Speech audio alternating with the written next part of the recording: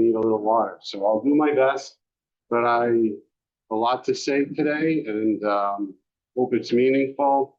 I wish everyone a meaningful fast, meaningful day, however it is observed. And today's share was Nishmat Rivka Chana Bas Shalom. If you have anyone else in mind, please have it in mind. For our learning, she was a first for Elias Neshama.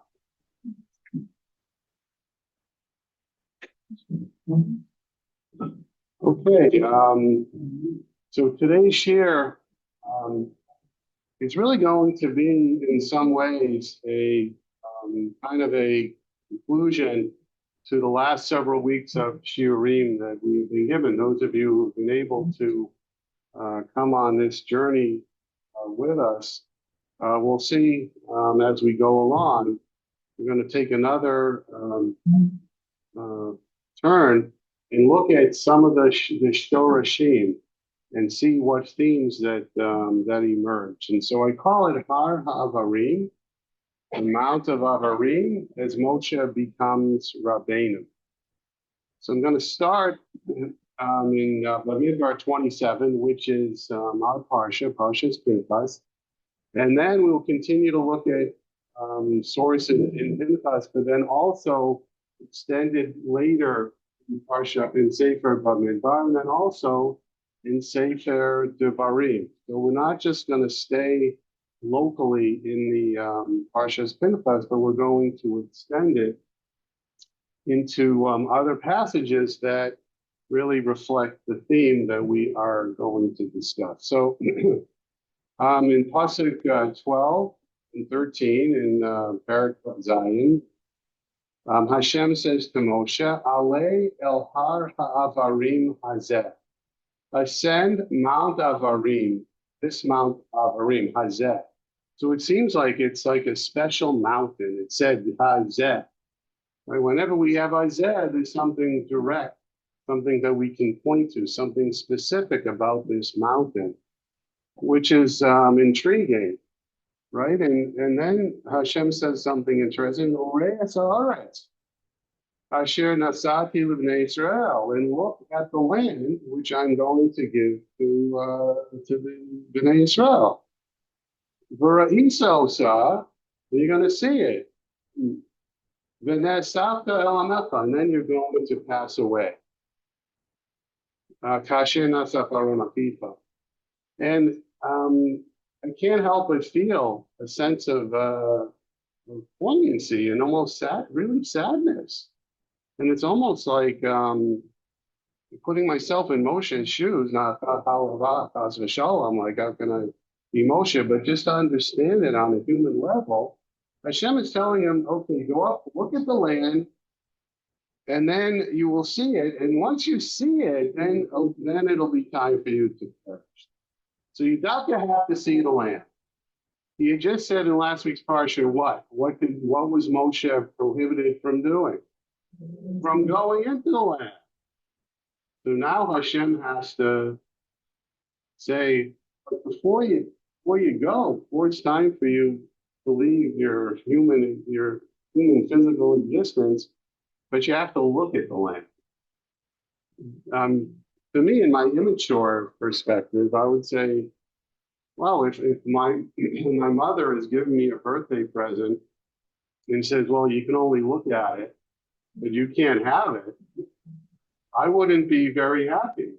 It would seem to be even more painful and even doubly painful, right? Because so for Moshe, he's not only not going into the land, but then before he even enters, he can't enter the land. Before he dies, he has to davka look at the land, right? And so it's a very, very poignant moment. I mean, maybe there's a bracha in it too, that he sees the land at least. He won't get there, but he at least can see it and imagine himself. And he will actually do that again later on in Sefer Devarim. We're not going to explore that any further. But I was wondering, what is this special mountain? Why does he have to go on a mountain? It seems maybe in the simple pshat that the mountain is overlooking Eretz Yisrael. right? But it's not really clear because where are they? I mean, where is this being expressed, right? It's not really clear where they are. But it's not Nevo. Nevo is at the end of the Torah when Moshe actually dies, and we know that that's right on the border. We don't know where this Arim actually is located. And why is it Dafka Hahav Avarim? Why can't you say, hey, you want to go on a mountain? Okay, go up on the mountain. Why do we have to know the name of the mountain? Why is that significant? Hashem wanted him to go on a mountain and he can overlook and see the land of Israel. Why do we have to know the name of the mountain? Right. So these are some of the questions that really intrigue me about this pasuk. Because the name Avarim, it can mean Lavor means it can mean to pass. So that might be a bit of a clue because maybe there are mountain passes. I remember hearing somewhere in experience, right? There are mountain passes, ways of passing, right? A mountain pass, right? If you go through the mountain and you have to go from Spain into France and you have to go through the Pyrenees to escape, the Inquisition or whatever, you go through a mountain pass. Well, that's interesting. Oh, so I don't know where these passings, so maybe it was a formation where there was a pass. Well, why is that? Now that if we even say that that's the pshat, well, why is that important? Why do we need to know that? So these are some of the ideas. Another idea that it can also mean a transition, amount of transitions. So I'm giving you a little red herring. It's actually going to appear later. And it's not a. Today's a tanis. No, sorry, no herring today. It's true. I'm feeling the dryness, but so transition is something that we're going to take a look at later on. So I'm giving you a little hint, but these are just the questions that I have. It's a fascinating. So now that I see the word avarim, I want to know what exactly this means.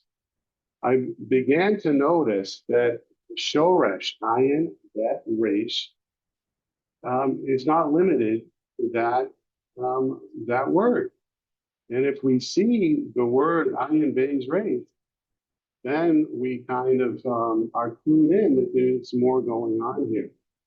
And it does up here. So the first thing I'm going to do is go back a section.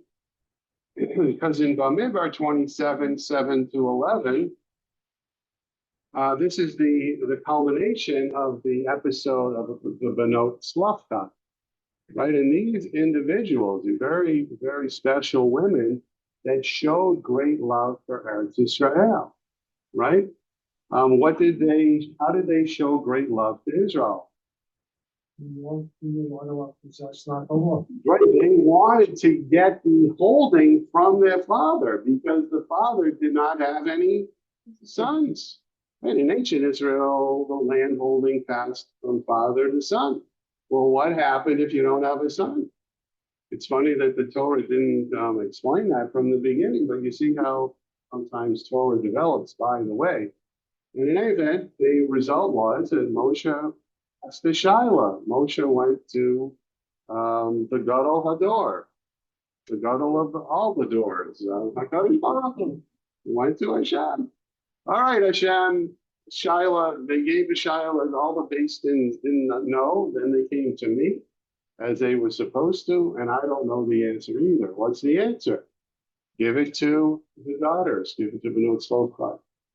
And look at the language that it used. It's not just Vanasata, not just the simple word latate, meaning to give. Came Benot Tzlopchad Dobros, they were right, they were just. Nasonti telam achuzas nakala. You will surely, a double language, you will surely give them the land holding, betocha Abihem, among the uncles. But listen to this: the bold Varta es nakalas Abihem. Do what? Wait, you just said give it to them, but now it says the ha'avarta, that you shall transfer it, right? If you say that the word avar can mean to pass from one stage to another, it can also mean pass from one individual to another, a transfer. So transfer the land. But there's no special halachic word of ha'avara. You don't have a, perek so and so in Kosher Mishpat, which says ha'avarat aretz. It's an unusual word, right? So we just said it could have been just expressed by the word nason tite. You will give the regular standard word of giving something to somebody else, but it isn't. Ishki amusavene lo, vahavartem es nachalatzo levito. So and it's encoded in the halacha that when a man died without sons, so then his land is transferred ma'avir to the daughter. So so this is very interesting because it's the root of avar.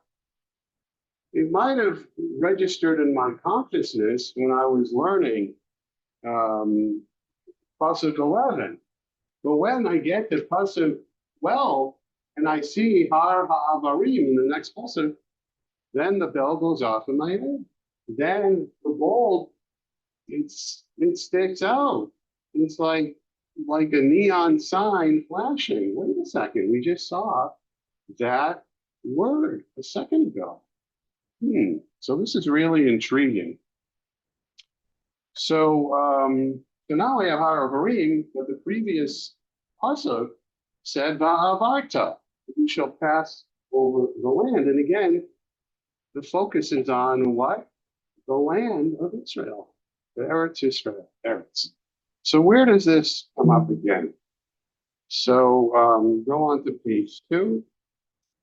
And this is entitled Refusal to Cross. So this is later. This is in next week's Parsha. In chapter 32. Remember Gad and Reuben, the tribes, right? What did they not want to do? They didn't want to cross over into the land. Vayomru, right? If it pleases you, not sure why they would begin with that. They're asking Moshe Rabbeinu not to do something that the Israel are being asked to do. Well, they're trying to be polite. You tell us, give us this land on the east side of the Jordan. Al ta'avirenu es hayarden. Don't make us cross Jordan. Crossing the Jordan. Don't make us cross. They could have said any other language. They could have said, don't give us an inheritance in the land of Israel. But they have to say, don't make us cross over into the land. What's the root? Avar, right? The lamat, right? So Moshe responds, Lama tiniyun eslave b'nei Israel. Why do you discourage the children of Israel? Me'avor el haaretz, from passing over. It's not just entering the land, but passing over. There's an important meaning here that the passing over is going over an obstacle. You come to a river and there's a question. It's a life or death moment. Are you going to pass over that moment or not? So passing over really is a key to this whole episode. So again, it's the word of war. So and then as the episode continues, I just selected a few psukim.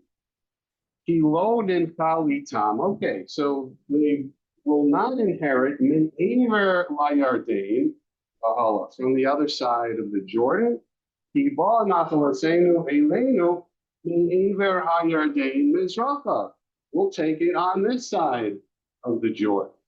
So once again, this Aver can be the west side of the Jordan. It could be the east side. We're not going to go into the west side. We will send our um, troops, right? Va'avadecha ya'avru, our Kochalut Sabah, the warriors, will go over, but only to help in the battle. La milchama lifnei Hashem, Asher Adonai Dober. But we're not going to go over. We're going to stay on this side. So I can't help again being Moshe Rabbeinu.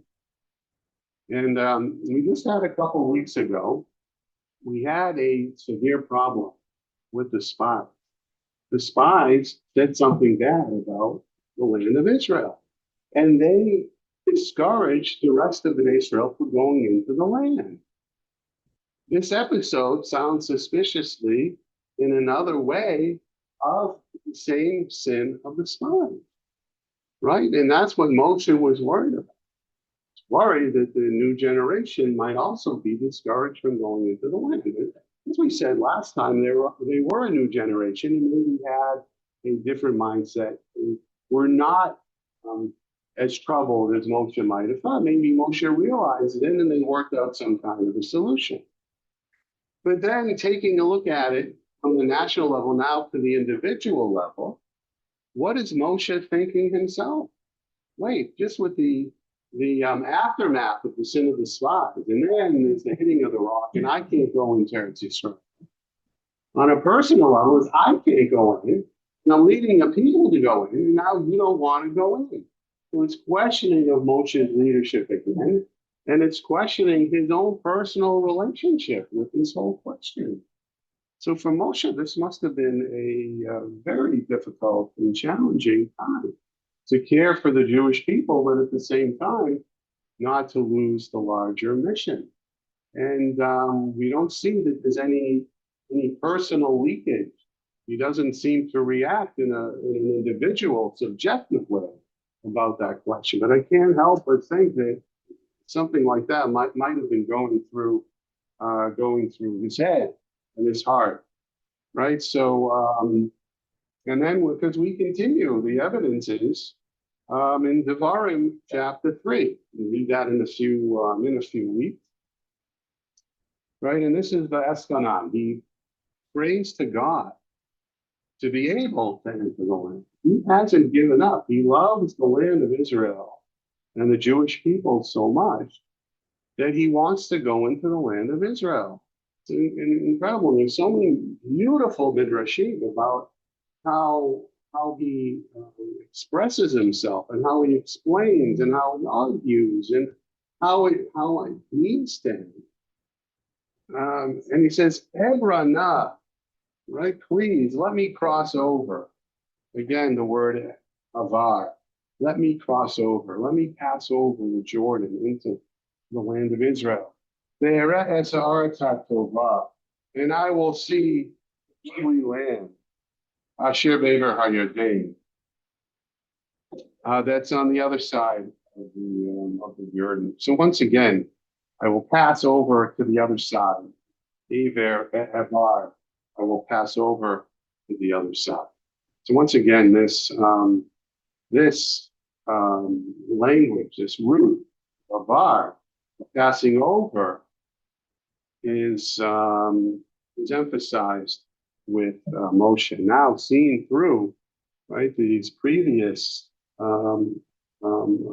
episodes of the Gad and Reuven who don't want to go over, Moshe Davka wants to go over. But no, Tzlachad want the Yahuza. Moshe wants to go over into the land of Israel. And then Hashem refuses. It doesn't just say that Hashem refused, and it doesn't just say that Hashem got angry, because another place it does says, Vayisanaf Hashem bi, God got angry with me. It doesn't say the simple word pas, that God got angry with me. Take a look at the word that it uses. There is another Hebrew word that can mean wrath and fury. It's a very serious word. And listen to what Hashem, the text says that Hashem reacts. Vayisaber. Hashem be, come on. Vayisaber. That God got really, really angry. We have the word Evra, which means wrath. We might remember it from the Passover Seder. It's one of the five Lashonos, when talking about the Malachim, right before we do the 10 plagues. The Evra, the Evra. One of the words of anger is Evra, meaning fury. Right? And we say it in the, I think it's in the nighttime Amida, not the Amida, the Ma'ariv. We say it before the Amida, after the Shema. And if there goes pre-Shema, we said, help me out. Yeah, I knew I memorized it yesterday, and now I'm forgetting. Evra B'chorehem, right? With the sin of the death of the firstborn, we say in the Siddur, we say Evrat B'chorehem. It was done with judgment and with great feeling and great force and with fury. How about it? It's also Evra Vizam, the fast, when counting out. That's what I was trying to capture. Yeah, exactly. Before the 10 plagues, it also says, was it 5 or 4? And there's a whole thing. So that word Evra appears in our tradition, and it usually appears for enemies of the Jewish people, right? That was in the Haggadah, it's against the Egyptians. In the Siddur, it's against the Egyptians. And it's so painful for me to hear that same word is now used with Moshe Rabbeinu. All he was doing was asking, right? Hashem was very firm, very firm. And maybe Hashem was firm because he was so compassionate. Sometimes as a parent, our child is pulling on our heartstrings and we know we can't give in. So we're fighting ourselves, as it were. No, we can. We're yelling at the kids. They're just asking something. Why does that make us mad? Because we feel like we have to be strong because we're close to giving in. And maybe HaKadosh Baruch Hu was that close to giving in also. I don't know. It's not for us today, but it's very interesting to think about. But for us, the key is Vayisaber. And Moshe cannot help but hear, and we as readers cannot help but hear the resonance of this word, because we've already seen it several times in connection to the land of Israel, in connection to the leadership of Moshe Rabbeinu, based on this idea of Avarim. So, Ale Rosh HaPisgah, right? Go to the top of this, the peak of the mountain, and Sayinecha, and you will and raise your eyes, Yamat Zapona, Teimana Mizracha, north, south, east, and west, Ureveinecha, and you will see the land in your eyes. But the grammar here is very strange. Lo tavor es hayarden hazeh, for you shall not cross this Jordan. What is the for? I probably read back through the passage of Har Avarim. It probably means that at least you'll get to look at it. And also I really don't understand how, if he was on this side of the Jordan and looking, and Israel is west, what good is looking east going to do? How is he looking east going to help him see the land of Israel? The land of Israel is to the west. That's just a simple question. I'm not going to get into it now. We don't have to spend time for the purposes today, but just simply, I don't know. I'm not such a brilliant guy, but looking east, in my view, I'm not going to see Israel at all if Israel is behind me. I don't know. Anyway, I think some of them, of course, shouldn't be talking about that. I just wanted to give a moment of levity for this year, because it's very painful. Right? Hashem is emphasizing, I want you to look at it, Dustin. You gotta look at it. Right? Then you're gonna die. You gotta look at it. So I don't know, is that painful or is it at least giving him some kind of a bracha? I think it's ambiguous.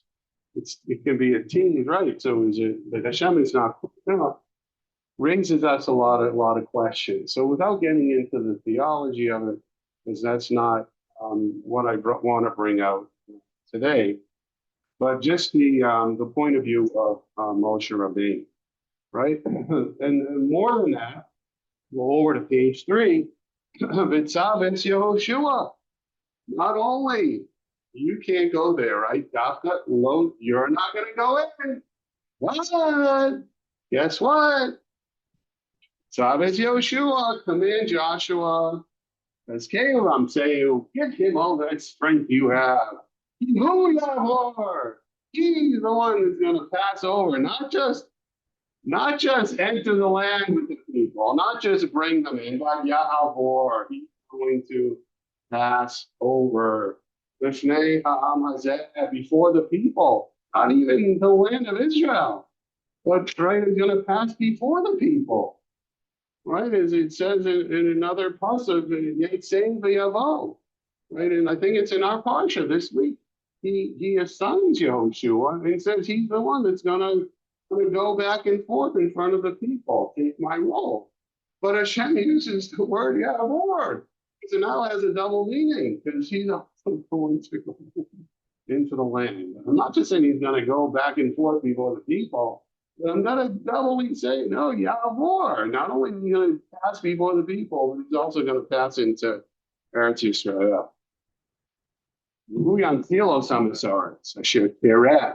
Right? The land that you could only see, he's going to be the one that's going to physically go into the land.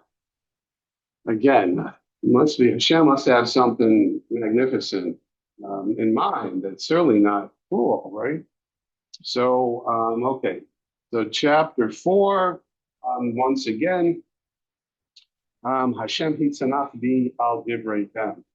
Here we use the word hitsanaf, was angry. It shows the contrast of the previous word by Yisaber, and showing the emphasis that the Torah has of this word echoing through our Shiot respect to Moshe Rabbeinu. Vayishava, and he swore, Levilti Avriyasayone.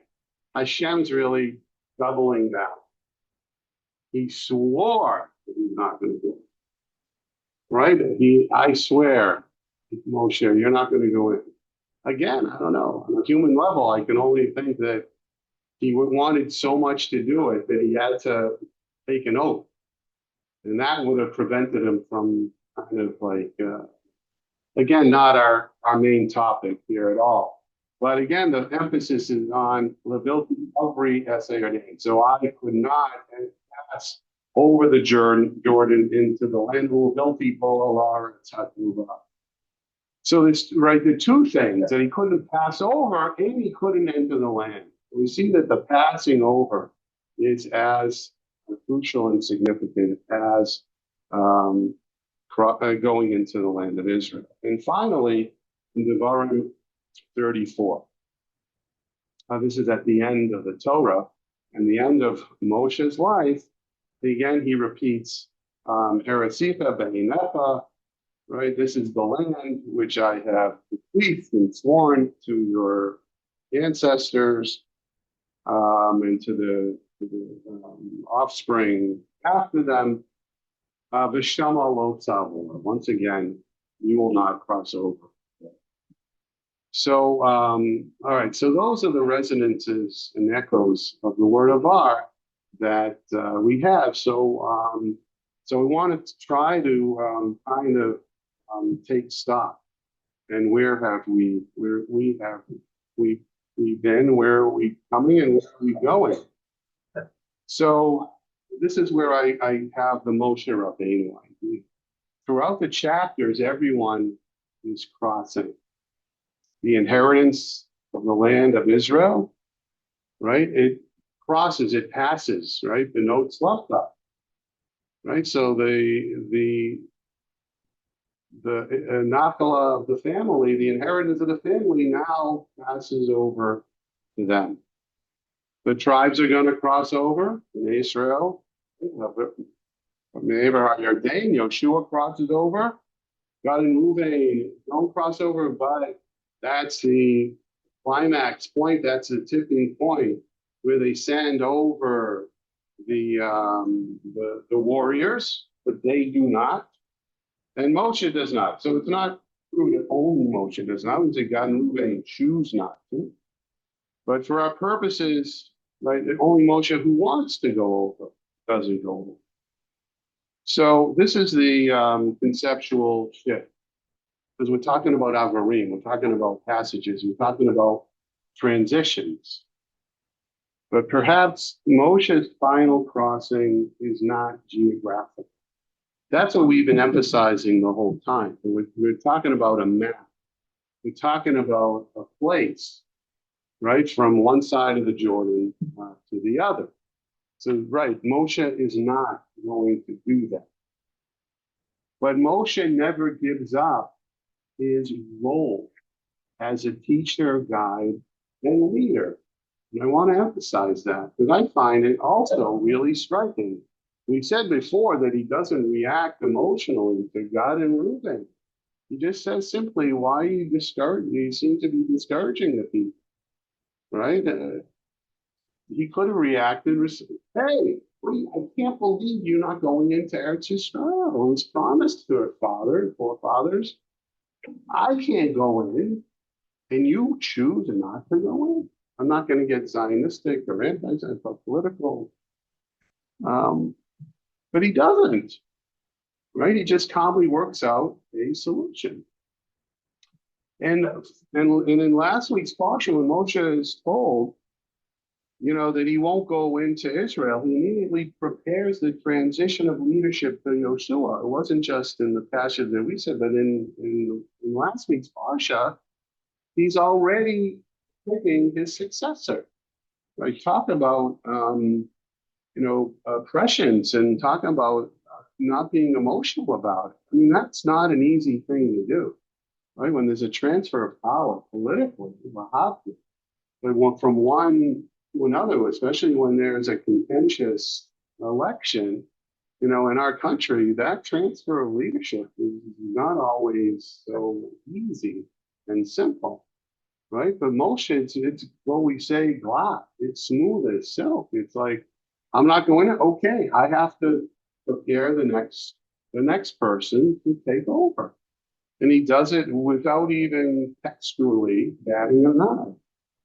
And also after the decree, right after Hashem, the whole episode of the rock that we spoke about, the next pasuk says Moshe sends emissaries to the land of Edom.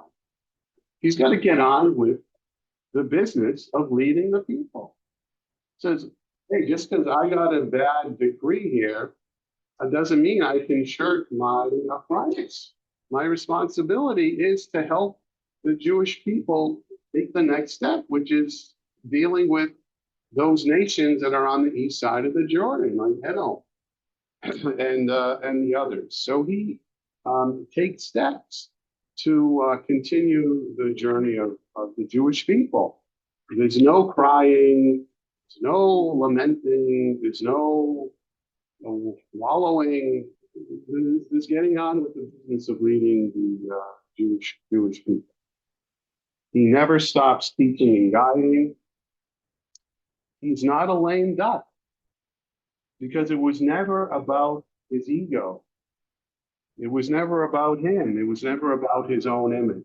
And we talked about leadership way back in Nassau. That's why this is a kind of culmination of everything that we've been saying. Covenantal leadership is not about me and about him and about her and about them. And those are only placeholders. Because as we've said a number of times, Bnei Israel is Netzach Israel, Knesset Israel. We're all one people. It's not about any particular individual. Right? So Moshe wasn't lamenting his own, I'm not going to be a leader anymore. Because it wasn't about him. Somebody is going to be the leader. And he got on with that business. And that was his role as the teacher and the guide. He couldn't hold anything back. He had to give everything over Yoshua. That's where we get Smicha from, because he put his hand on in his glory. Because it wasn't his, it was from Hashem, and that's what he transferred also to Yoshua. That's why I'm suggesting that however Moshe crosses over, transitions from becoming Israel's leader, from being Israel's leader to becoming Moshe Rabbeinu. Right? We think of Moshe Rabbeinu because he gave the Torah at Sinai and continued to teach Torah, but I'm arguing that he really became Moshe Rabbeinu at this point. It wasn't only because he started it, but that his roles never ended. He never would have been Moshe Rabbeinu if he just gave the Torah and that was it. But he continues to teach the next generations. And so at this point, a leader brings one generation to its destination, right? And in the geographical sense, but a teacher accompanies every generation towards its destiny, every generation. So Moshe was teaching all of us. He wasn't teaching just that generation. So he's undergone many transitions throughout his life. But I think this is his greatest one. He couldn't get into Eretz Yisrael. We put so much emphasis on that in the text and in the prayers and etc., the midrashim. But what do we have instead? Instead, we have Moshe preparing and teaching the next generation. He's not simply remembered after his death, but he's the teacher of every generation. And that's why we call it Torah's Moshe, because through it, his voice continues to accompany the Jewish people. Right? And if he had gone into Eretz Yisrael, who knows? Maybe it would have been a little bit different. But it's not. His final transition is not into Eretz Yisrael, but becoming Moshe Rabbeinu. Hashem first speaks to Moshe from Har HaAvarim. Oh, so let's go back. I'm going to wrap it up. So this is Har HaAvarim, the mount of transition, the mount of crossings, the mount of passages, because it is the mount of Avarim, Avar. From this point forward, there will be many crossings, and some will include Moshe and others will not. He will transfer the inheritance of the land to the daughters of Tzlachad and teach this new law to Israel. Right? So when they do cross over, whenever there's an issue, oh, Moshe taught us that we have to give it to the daughters, not to the sons. Right? And he crosses over leadership to Yoshua, who will take the people physically across the Jordan. He negotiates with God and Reuben, whose request not to cross, he shapes into a commitment to cross for the sake of the nation, of their brothers. And he will plead with Hashem to allow him to cross, and Hashem will not grant that request. And yet, even after accepting, he never withdraws from his mission. He devotes himself to preparing the next generation. And that's why we have Sefer Devarim. This is an intro to Sefer Devarim, where Moshe, at the end of his life, really becomes, this is where he becomes the ultimate teacher. Because of Devarim, that's why he's called Moshe Rabbeinu, but it starts right here at Har HaAvarim when he transitions. He wasn't just the machoket, the giving of the Torah, but he starts to teach them, and it's recorded in the text. And because of him, there's another Sefer Devarim. There's a fifth Sefer in Chumash. It's Sefer Devarim, which is Mishnah Torah, where Moshe repeats the laws and encourages the people to remain faithful to the Torah. Now, each of his four speeches that Devarim, Sefer Devarim, represents, we can see now in a new light. It's Moshe Rabbeinu transforming into an ultimate teacher. He has been the teacher, but now he's teaching them not only for the generations, but for posterity as well, who are viewing speeches in Devarim in this perspective and from this lens of the leadership that he transitions into. So that is how he becomes Moshe Rabbeinu. He cannot, the one could not accompany Israel into the land, but but he's with us wherever we go. He's with us in Israel. He's been with us in every country where we have been. And he's given us the inspiration to continue to yearn for Israel and how poignant and important teaching is now as we are in the 3 weeks and in the 9 days in Tisha B'Av.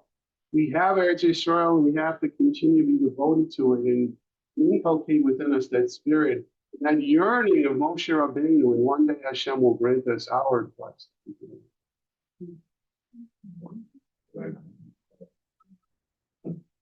Any thoughts? Yeah.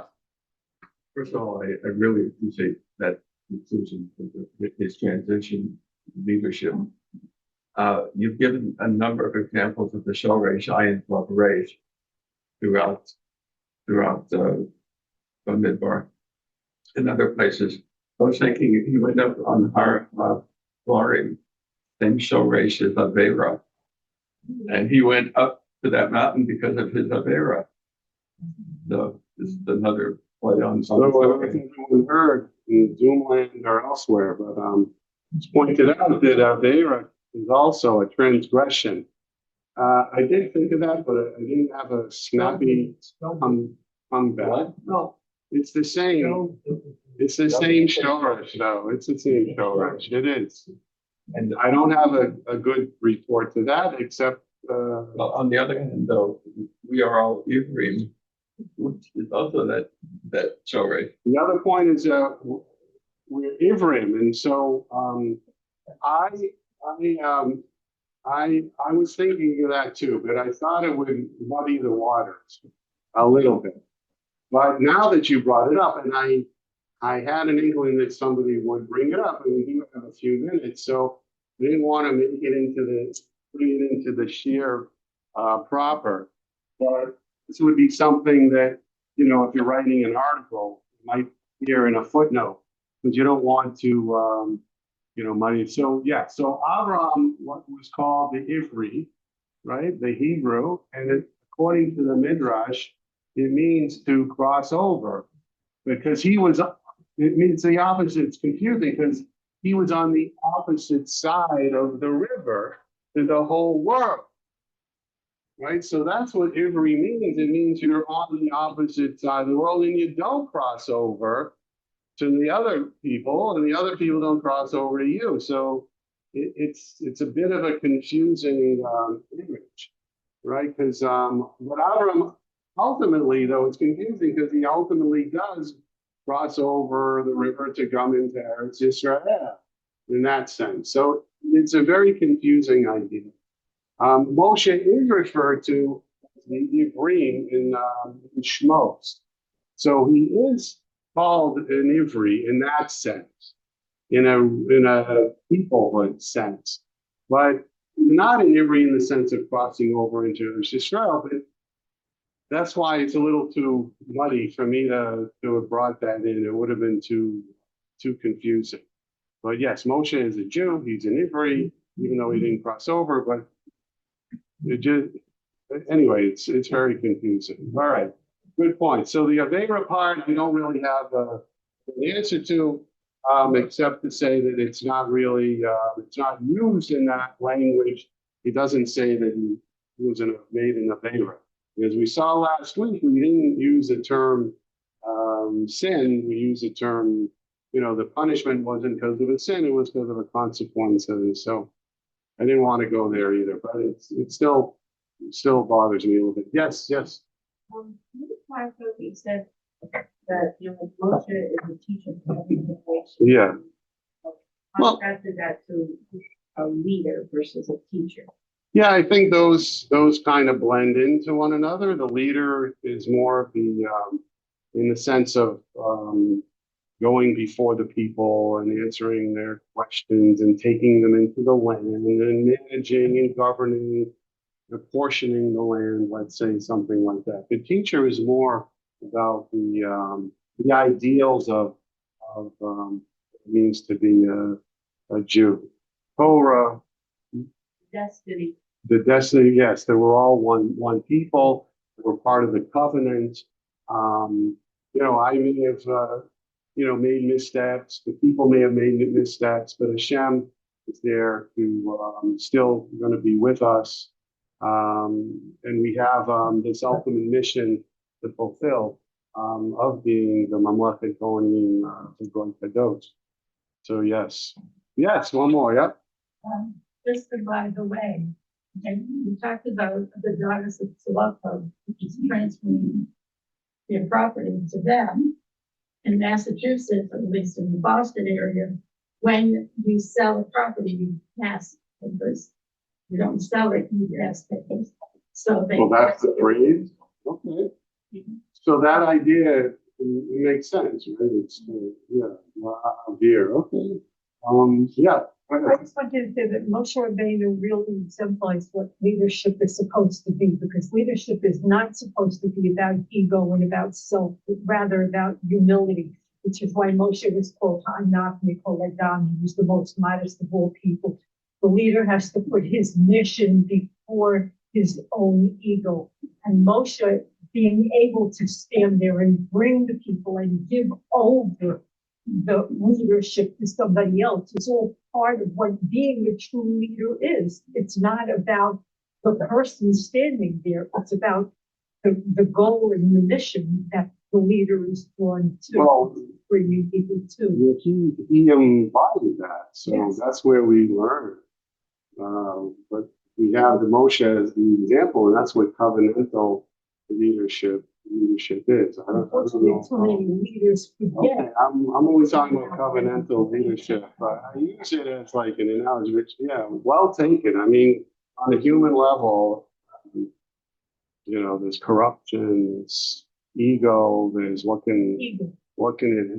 how can I benefit from it, even in the guise of, but emotion Well, was that you even saw. benefit, but look how great I am that I'm standing before. Well, I think it's like benefit too, because then they get the $1 million and then they get this and that. But, Speculate a little bit. The Moshe Rabbeinu. what's it? The Moshe Rabbeinu. Right? You want to go with 36:12? God has said no to you. Says on compromise, I'll let you go take a peek. How do you feel? The Moshe Rabbeinu. How do you feel about it? Well, I have an answer for that. Let's see, what's here? Let's just say you're a parent of a child. And you're watching the child go into the future. And you have a choice. Or actually, you don't have a choice. And you're not well. Wouldn't you want to go out being a bright future for the next generation? Or for your people, or for your family? I think that was a real benefit to Moshe. I don't think it was meant to hurt. Just the opposite. It was to show Moshe what's going to happen into the future for his people. Well, that's a nice way of looking at it. It's so that now that I'm spieling it out with all of you, right? Sometimes you can't just think, in a bubble. Somebody by teaching, we speak it and we learn it and we get feedback and we get, new ideas. We see that this passage is repeated a couple of different times. And maybe that's, where I'm getting from what Milt is saying, that maybe the first time Moshe saw the land, it was harder. It was hard. But the second time that he saw the land, it was a little easier. Maybe the third time and the fourth time that he reviewed it in his own mind, maybe he got to that point of saying, and that was an educational process for him as well, to, find acceptance, the fact that he wasn't going to go, but again, it wasn't about him. Maybe that's the other lesson about the leadership idea. I guess on a personal level. Right. Moshe Rabbeinu. Well, I do think that might be where we're going, that there was a process, an educational process with Moshe. As I said, I think personally, I couldn't help but feel the pain of him not being able to enter the land. But I do see the point of, that's where Bnei Israel, that he's being reassured that the risk is going to continue in the next generation. Because when he's gone, he's not going to be able to see them crossing the river. He's not going to be able to see the miracle of Sefer Yoshua, chapter whatever it was. But there's like another Kriyas Yamsuf. Moshe is not going to see that, but Hashem is reassuring him in this sense. Not you, but your students are going to, your people is going over. Because I think Hashem reassured Moshe when he appointed Yoshua, and he said to him, "Sadko merot kol olav." Okay, so he was telling Moshe already that the leadership, the next generation, is taken care of. Now Moshe, all that's left for you is to die. But you know what? Since we were good buddies at one time, we spoke one right? I'll let you go up to the mountain and take a peek. And how do you think again Moshe Rabbeinu feels? I think that process was a little slower. It wasn't all taken care of. I think that it was a little slower. It wasn't all, Moshe might not have been all taken care of. We said in the share that he does react immediately to transfer leadership. But on a human level, it may have been a process for him to fully accept it, and fully accept the idea, but also realize that, wait a second, Hashem is telling me that, yes, he's ratifying that Yeshua is the right person. He will be the right person. Give him another, things like the Amos, So maybe it wasn't 100%, and also the fact that he's telling him to take a look again. You won't see it, but imagine the cities being killed. Imagine prophetically, because Moshe was the Navi, maybe Hashem was, and maybe there's a shot that they said before that if you're on this side, maybe he put him inside the land of Israel. It was a virtual, and he saw, not only did he see the land, but he saw the land filling up. And he saw the land building. The way, we go to Israel in 1977, and then 10 years later we go, I don't know this place. Right? But you see that if you see, you could do like an AI reconstruction, where they're picturing it in Israel, Yerushalayim is built this way, and then 10 years later it's built this way, and then 20. It's built this way. And maybe that's what Hashem gave to Moshe Rabbeinu, to give him even more reassurance. Anyway, everyone's welcome. Yo, do you want to say something? And then we'll wrap up. All the generations ahead, so let me see what there'll be in Israel. I believe, I'm going to say two things. One is that we see in Devarim that Moshe sees not good things. A lot of the end of Devarim is rebuke. And Moshe sees the not good things of Bnei Israel. But on the other hand, if he sees the not good things, then I'm positive that he sees the good things also. So that's reinforcing my previous point. I'm becoming more convinced of it as we talk. So thank you. All right. Have a good week, everyone. An easy fast for everyone fasting, meaningful fast, meaningful 3 weeks in our observance. Find inspiration from our holy Torah. Hello. Who are you?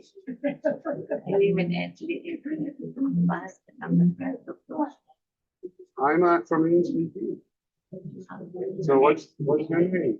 Nice name. Good name.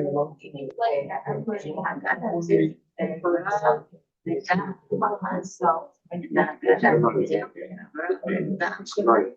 Yeah, that's it. I have to say, I don't remember which, it's a quote from Tanakh, one of the Dean. I don't remember which one. Yeah, Rabbi, all synonyms of anger.